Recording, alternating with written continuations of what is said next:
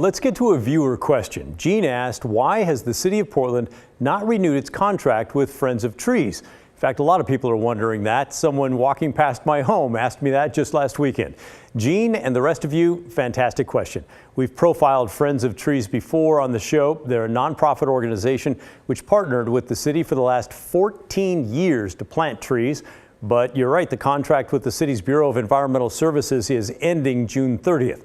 According to Friends of Trees, this specific contract, valued at about $1 million a year, is what has funded their efforts to plant 40,000 street and yard trees around the city, especially on the city's east side and in lower income areas. That doesn't mean the city has completely kicked Friends of Trees to the curb. The Park and Rec Bureau has a separate 5-year contract that's valued at about $130,000 a year with Friends of Trees. That contract does remain intact. Gene also asked us, why now? Just a couple of weeks ago, the Portland Parks and Rec reported the city's tree canopy has been declining since 2015.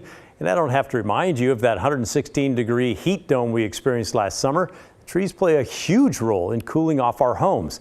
So let's get back to Gene's question. Why now? Well, it turns out both the Bureau of Environmental Services and the Portland Parks Department have tree planting teams.